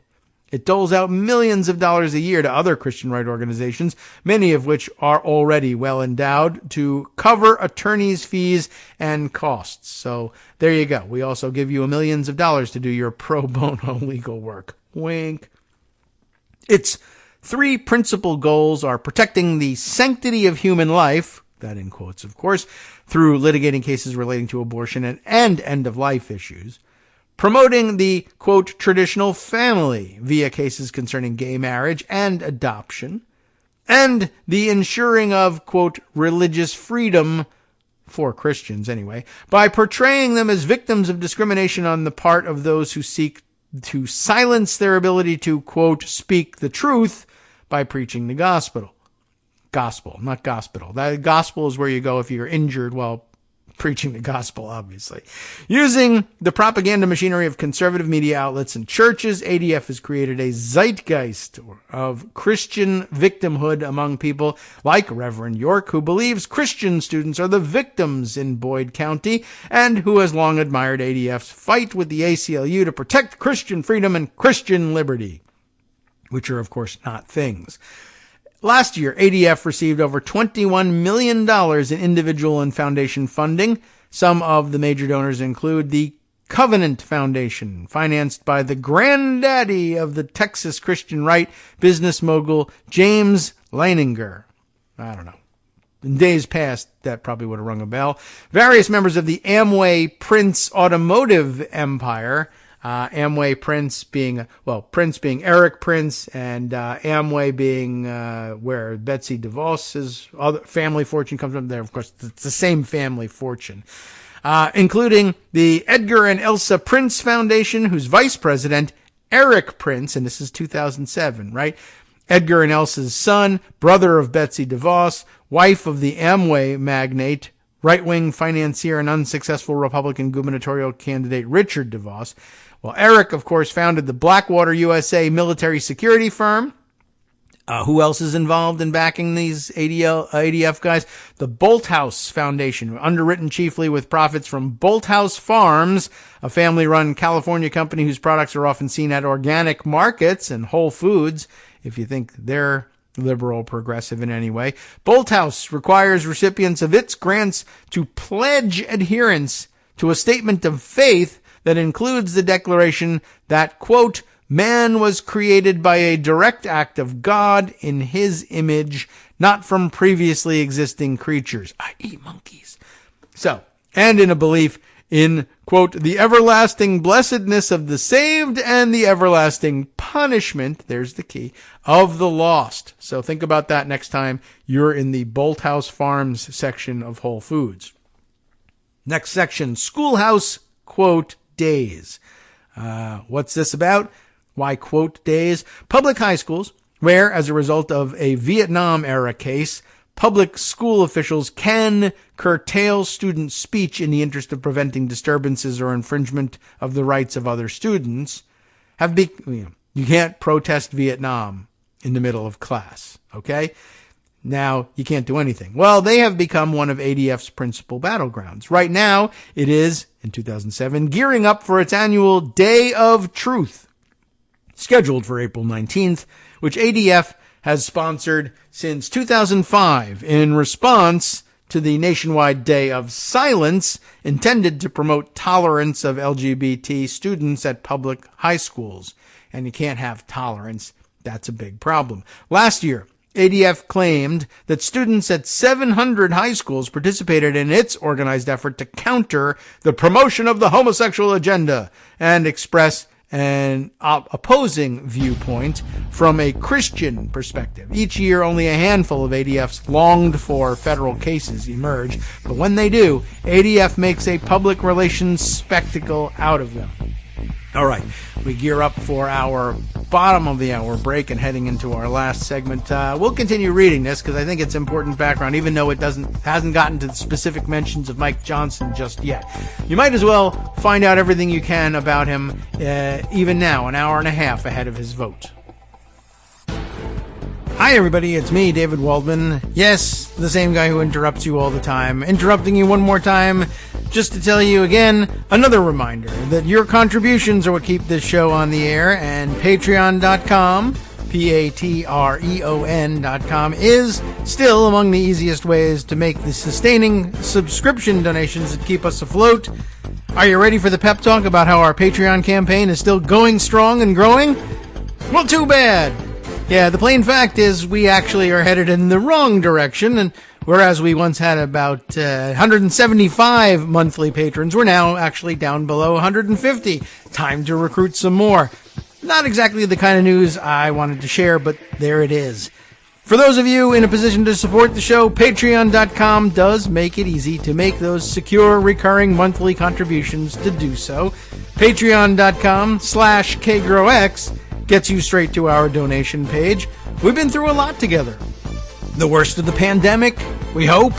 The worst of the insurrection, we hope. So go ahead and treat yourself. You don't need an excuse. Give yourself the gift of a little something you enjoy in life. Support the show. And of course, if you happen to prefer using PayPal or even the Square Cash app, we're up and running on those options too. So thanks again, everyone, for all your support. We couldn't, or at least shouldn't, do it without you. Hope you'll be on board soon too. Thanks for all your support.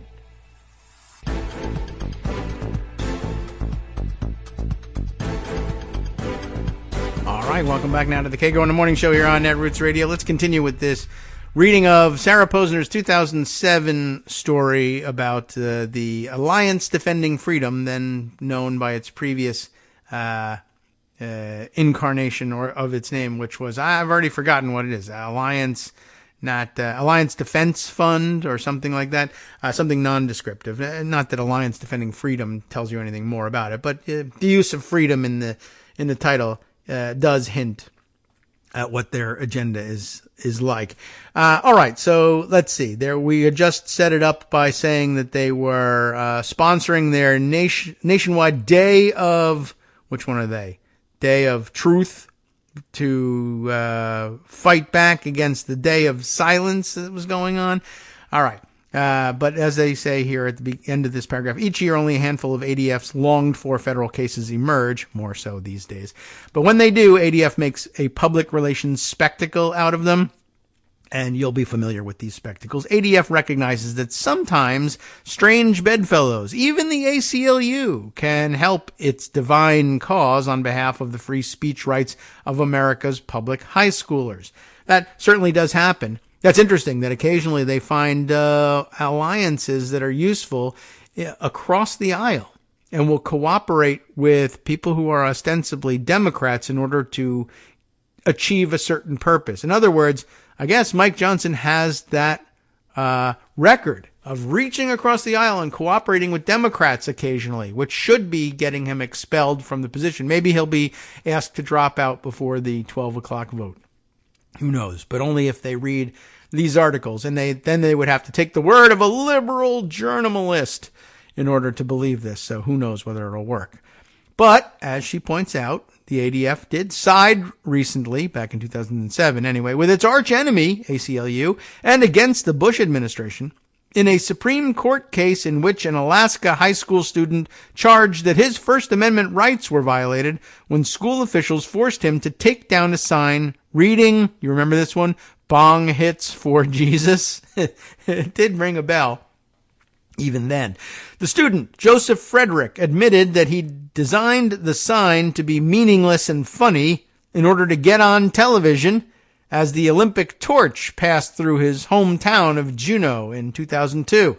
And even though Frederick's cause had nothing to do with Jesus and even implicated the Savior in the defiled culture that the ADF disdains, ADF has an interest in continuing to shape Supreme Court precedent, an effort it began with its first landmark case 12 years ago, and that has been aided by a judiciary increasingly friendly to its views. ADF's legacy in those cases has been to elevate the First Amendment's free speech clause over its establishment clause, which separates church and state, and thereby to promote religious speech, even proselytizing speech, in the nation's public schools.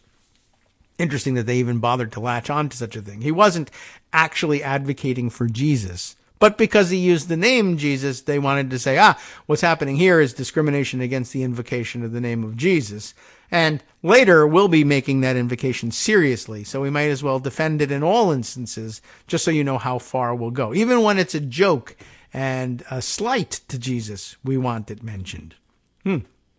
Anyway, in their first landmark case, Rosenberger versus the Regents of the University of Virginia, ADF represented a student challenging the university's policy of not funding religious student groups through the same student activity fees that funded secular clubs.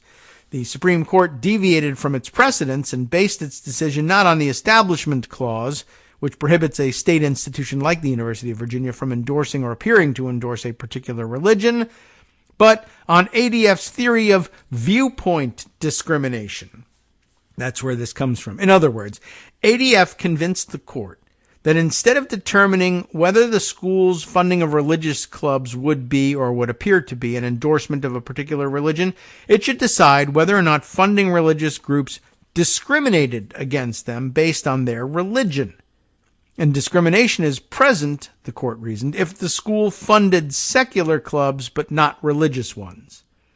Rosenberger then not only began to bring down the Christian right's dreaded wall of separation between government and religious activities, but elevated ADF's mythology of the victimized Christian to a legal precedent. Not that they could apply it to, say, a Muslim organization. That would be obviously ridiculous. The case, says Marcy Hamilton, there's our Hamilton, professor of constitutional law at Cardozo Law School and author of the book God versus the Gavel, represented a fork in the road in Establishment Clause jurisprudence, a watershed moment, you might say. When framed as a viewpoint discrimination issue, Hamilton adds, it was going to be very hard for the university to win. The word discrimination is so freighted in our culture with negatives that the minute that viewpoint discrimination was on the table, it was really the end. The court reiterated its reasoning and applied it to the nation's public elementary schools in 2001 in a decision at ADF-funded case in which it forced the Milford Central School District in upstate New York to change its policy of prohibiting religious clubs from using its facilities for after-school meetings. Although the Good News Club, one of thousands sponsored nationwide by the Child Evangelism Fellowship, is always good to involve the children, proselytizes to children under Rosenberger, the school's denial of its use of school facilities to the religious clubs when it allowed secular clubs to use them, again, constituted viewpoint discrimination. The court rejected the school's claim that it had to exclude the religious club in order to comply with the Establishment Clause. But, just try and use that against the Child Jihad Club, right? It'll never work. But anyway, Yeah, I mean, that's pretty interesting. I mean, it's kind of, they just gloss past the fact that these sorts of activities are different in kind.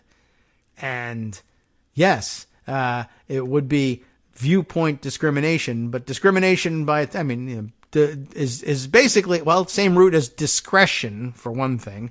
But anyway, you see the problem as it emerges here. According to Hamilton, we read this part. This is the screen grab, right? According to Hamilton, in viewpoint discrimination cases, the plaintiffs need only claim discrimination without any actual proof to prevail on their assertion, which really I think should be a red flag and should have been a red flag to the court. Well, wait a second. We're setting up a standard that you don't even have to prove was met here. Maybe this isn't the standard at all. But viewpoint discrimination cases, the plaintiffs need only claim discrimination without any actual proof to prevail on their assertion that they were illegally prevented from using school resources for religious activities. Compared with all other civil rights law, said Hamilton, it's like living with Alice in Wonderland. Not sure what that's supposed to mean, actually. But okay, these cases have become not only, well, although I guess I'll compare it just briefly, just to derail everything again, compare it briefly to stand your ground laws, where you just have to make this claim and then you say, I was afraid for my life. So I was standing my ground. My fear, my belief in the fear, not the proof of my actual danger, but the belief of fear is enough to trigger this defense. So I don't even have to stand trial. I'm standing my ground and charges are dismissed. There's not even the opportunity for, well, you don't even have to bother making the claim of self-defense, which was a defense that was already available to you. You don't have to show up in court. The whole thing goes out the window because you claimed to be afraid for your life. That triggers stand your ground. Stand your ground means you don't have to make the defense in court. Case dismissed. I guess in that sense, Alice in Wonderland. Free ticket out of things. The cases have become not only the chief legal weapon in ADF's arsenal, but also the organizing principle for all of its fundraising, public relations, and propaganda.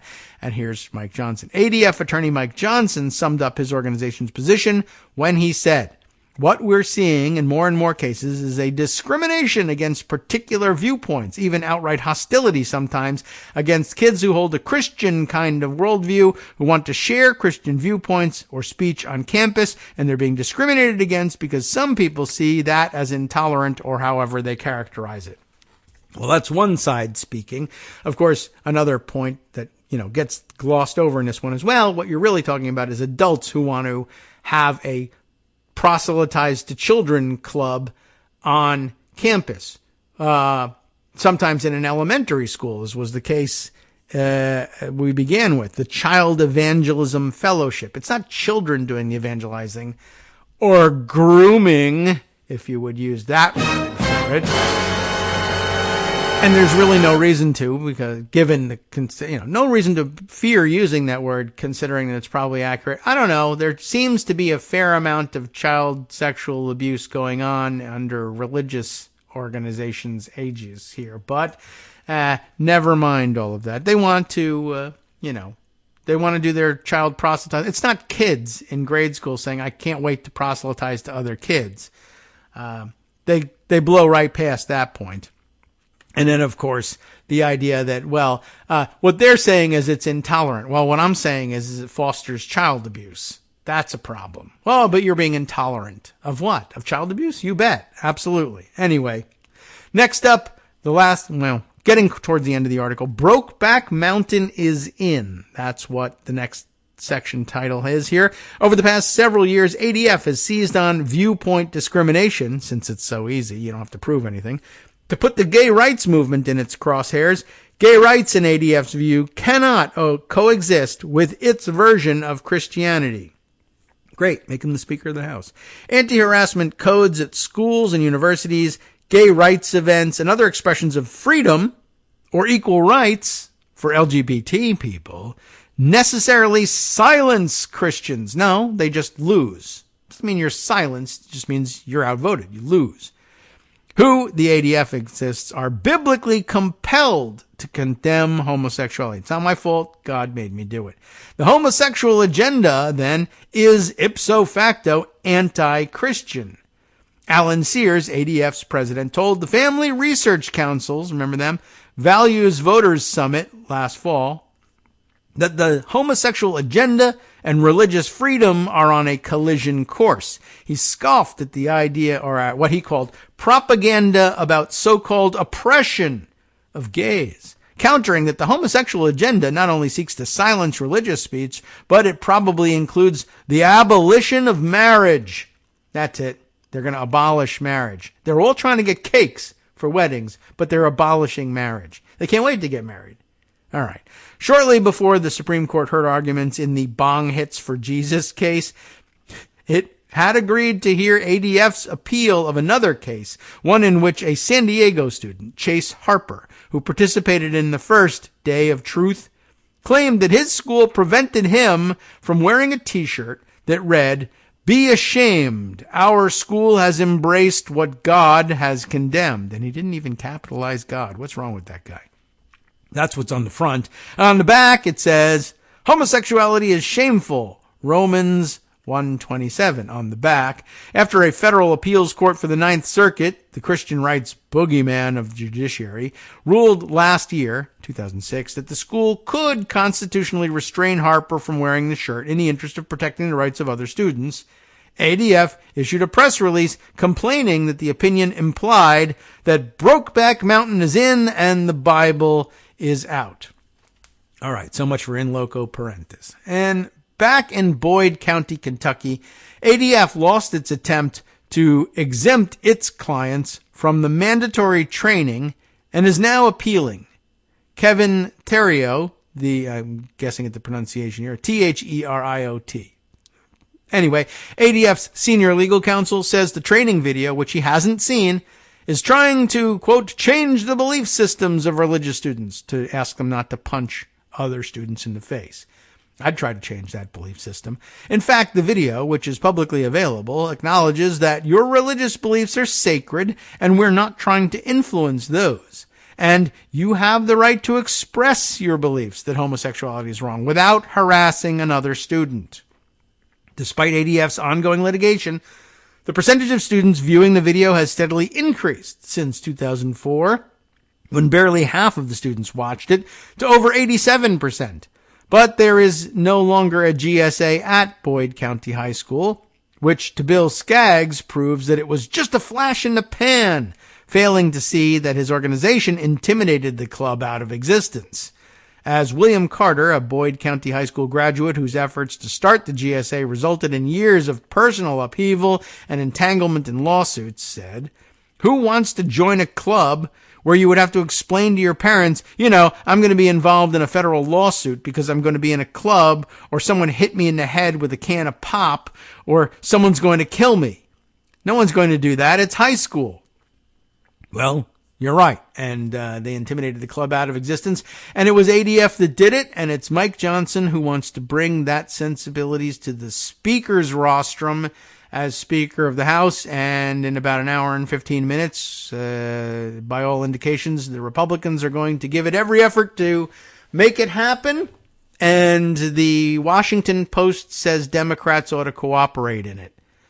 Just putting that out there. Maybe it's the dumbest editorial they've written in a long, long time. All right. Let's see. While we're still on the legal subjects matter here, I should pop back to the note that Darwin sent me earlier. I guess in case we had any doubt about whether or not Trump actually had any good lawyers at his disposal, you have to grant that occasionally he definitely has some that are better than others. No doubt about it. And here a link to a CNN article that he has taken a grab from. What's the article? Let's go open it up. A piece from August of this year. Trump replaces top Georgia lawyer ahead of surrender. So that was probably a good move. Hopefully, he thought he was hopefully improving his chances in the Georgia case. That it may have no bearing on the outcome of, the eventual outcome of the Georgia case, but he thought he was upgrading lawyers. Trump has replaced his top Georgia lawyer ahead of his surrender. That was, again, back in August, replacing Drew Findling with Stephen Sadow, S-A-D-O-W, an Atlanta-based attorney whose website profile describes him as a special counsel for white-collar and high-profile defense. Trump is adding an attorney who has previously challenged the state's broad RICO law, under which Trump and his 18 co-defendants have been charged. So he got a RICO defense specialist. Is he good? Well, let's see. Sadow filed paperwork on Thursday morning to formally represent the former president in the case. A Trump source indicated that this was not about Findling's performance, while another familiar with Sadow called him the best criminal defense attorney in Georgia, which is probably what they would have said about Lynn Wood before he went cuckoo. Trump's other attorney, Georgia attorney, Jennifer Little, is expected to stay on the legal team and work with Sadow. There's some claims about him, and the one that was highlighted here in Darwin's screen grab begins a little further down in the article. We'll skip to that. In 2021, Sadow criticized RICO charges as a way for prosecutors to introduce evidence that would otherwise not be admissible during an interview about the potential charges Trump faced in Georgia. That's probably how he came to, his notice. He went on television to criticize RICO as a charge, and there are some legitimate criticisms of the RICO statute, no doubt. But that was a way to get on TV criticizing the very law that Trump was charged with violating so that Trump would notice and hire the guy. It was the best advertising he could ever do. Sadow also represented rapper Gunna. Is that right? Gunna. I'm not familiar with every rapper, but Gunna looks like it's easy to pronounce. In a separate RICO case brought by Fulton County District Attorney Fani Willis last year that accused the rapper, whose real name is Sergio Kitchens, that's easier to pronounce, I think, or to be sure about anyway, of participating in criminal street gang activity. In December, Kitchens was released after reaching a plea deal that resulted in community service. So that's supposed to be, I guess, proof that, you can get charged with RICO, a RICO rap, and end up with pleading down to community service if you have a good lawyer. Or if the case against you is particularly weak. But, if you're, I don't know. I have a feeling like there's just more to the RICO case against Trump, but, maybe not. It's a good point, and he's experienced in finding ways out of RICO raps for people. And so far, 4 people have found their way out of those RICO raps, but only by pleading guilty. And there, even so, even for Gunna, there's a plea deal involved here.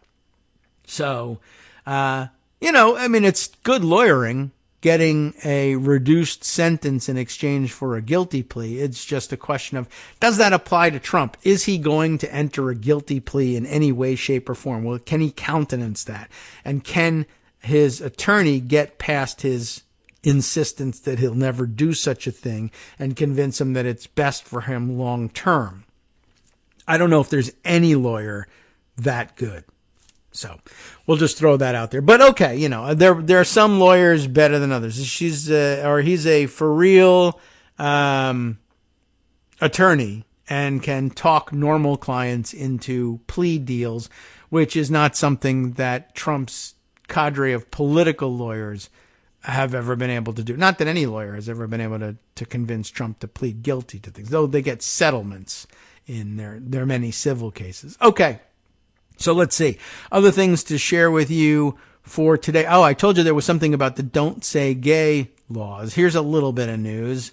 It doesn't have anything to do with today's speaker election, but broad background on one, the integrity of the Don't Say Gay laws and the integrity of the people who design them. Just wanted to let you know we have a new addition to the ongoing hashtag, which has now moved between 2, 3, 4 social media sites of Republican Squad, where I keep you up to date on the Republicans who, it turns out, are the driving force. In fact, the very beating heart of the crime wave that they always suppose is taking place in the United States. But here, the author of the Don't Say Gay law down in Florida, the original Don't Say Gay law. Well, it turns out that while he was being an upstanding citizen and defending Jeebus and whatnot, stole $150,000 in COVID funds. And LGBTQ Nation tells us, thankfully, he's going to jail. Now, he had, of course, as author of the Don't Say Gay law and a campaigner, said that his opponents, the opponents of his law, want to sexualize your 6-year-olds.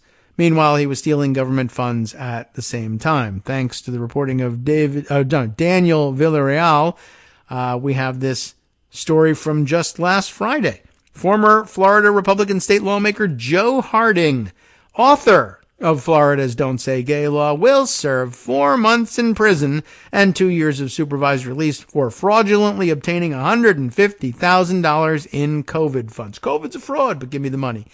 He has previously said that opponents of Don't Say Gay want to sexualize your 6-year-olds. Do we believe him? I don't know. He's a bit of a convict, so you tell me. The 36-year-old criminal resigned from the Florida House of Representatives in December after a federal grand jury indicted him on felony wire fraud, money laundering charges, and making false statements. He pleaded to the charges, in March and faces up to 35 years in prison. But guess what? He got 4 months out of it, so maybe he's got a good lawyer too. Harding defrauded the Small Business Administration during the height of the COVID-19 epidemic, and he did so by filling out an economic injury disaster loan application to request money for 2 already dormant businesses. He then transferred some of the funds to his bank account, also to a third-party business, and to pay his credit card debt because, of course, he's fiscally responsible. And I handle my finances in my personal capacity, so the state ought to be able to do the same, except I actually am not able to, and I steal money from the state in order to pay my debts. Mr. Harding egregiously betrayed the public trust by stealing from COVID relief funds meant to help the very people who elected him, said Brian J. Payne, special agent to the IRS Office of Criminal Investigation in Tampa, Florida. Greed and public service should never meet. Oh well. But when they do, we stand ready to ensure bad actors are held responsible for their actions, with 4 months served out of a 35-year potential sentence. In a June post, Harding said that he had paid back the loan in full, adding, "Now all I can do moving forward is continue to tell the truth, apologize to all of those I have hurt and let down, and then show the world that with God, all things are possible." Sorry, no God for you. Get out. Harding authored the Parental Rights in Education Act, a law that initially banned any instruction on sexual orientation and gender identities in grades K through 3. The law was later expanded to all grade levels, and similar laws have been passed in 6 other states, according to the Movement Advancement Project. Harding insisted that his law isn't motivated by anti-LGBTQ animus. "I believe in the idea that creating boundaries at an early age of what is appropriate in our schools when we are funding our schools is not hate." It's a more defensible position, I guess. I don't know if it's really his position, but it sounds better.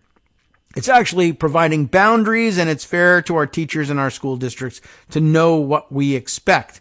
In a March 2022 Twitter post, Harding wrote that opponents of Don't Say Gay want to take away parents' rights and sexualize your 6-year-olds and lie to you, which doesn't seem like it's really about boundary setting or expectation setting at all.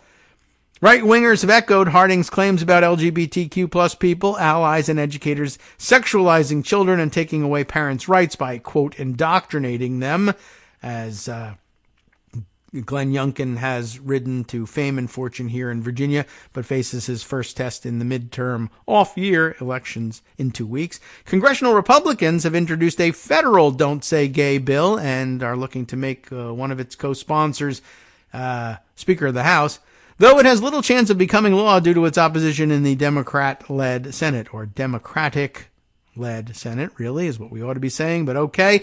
Harding has also praised Moms for Liberty, a so-called parents' rights group that has taken over local school boards to ban LGBTQ plus inclusive books and school policies. In June, the Southern Poverty Law Center designated Moms for Liberty as an extremist group. And of course, who pays for or provides pro bono legal services to moms for liberty when they get in trouble like this. The Alliance Defending Freedom. And who's one of the staff attorneys that was behind their rise to prominence and now looks to enshrine their viewpoints in public policy? Mike Johnson, in about an hour and 5 minutes from now. Well, keep that in mind as you root against him, unless, of course, he's already dropped out, which is a possibility. There's only an hour and 5 minutes left. I don't know. All right, let's see. Oh, well, time to wrap things up, as a matter of fact. I didn't get to double back and describe what happened with Sidney Powell fully and read the piece, but maybe we can save that for tomorrow. Also, we got to get back tomorrow to the Jenna Ellis plea deal. And apparently a real tearjerker for her. She bawled her eyes out in court, begging everyone's forgiveness. But so did Sidney Powell. I don't think she cried, Sidney Powell, but begged everyone's forgiveness and even wrote a letter of apology to the people of Georgia about 10 seconds before she went back and committed the same crime all over again. Oh, you know what I should do as we do our outro music? We'll get ready to do that right now. I need to make an apology of my own to Congressman, what's his name? Is it also Mike Flood it is Mike, isn't it? There's Mikes all over the place. Greg is absolutely right. Mike Flood, I misrepresented his particular brand of dumbness. It might be a different brand. I don't know. I haven't discovered it yet. But I said, thanks to the Politico report, which said that he was offering a pledge that he wanted everybody to sign to vote for a speaker nominee in the Republican conference, and then everybody should pledge to vote yay on the House floor for speaker. And that was dumb because, of course, speaker votes are, after all, taken by asking people to call out the name of their preferred nominee, not yay or nay. Anyway, so it made Mike Flood look particularly dumb here. And I said, the guy's voted for speaker like 20 times, so when's he going to get it right? As it turns out, the dummies are, I guess, or the people who made the mistake are the Politico reporters covering the pledge. Because I've seen the pledge, and it doesn't say vote yay. It says vote for the person that was nominated in the conference meeting. It was absolutely 100% correct, which just kind of goes to show, it's a good warning. Sometimes the congressional beat reporters on whom we depend for good information and good explanation don't always know what they're talking about. You gotta be careful. That's what we do here. We try to be careful. Listening to Kagro in the morning. Well, we try to be careful unless, of course, we have an opportunity to label Jeffrey Clark as a drunk and a criminal, in which case, we jump at the chance. And that's wrong. There's no evidence of it. But you know who's got evidence for the stories they're going to bring you next? Justice Putnam, as he brings you the West Coast Cookbook and Speakeasy next, with proof of everything that he'll allege in the next hour. Stay tuned.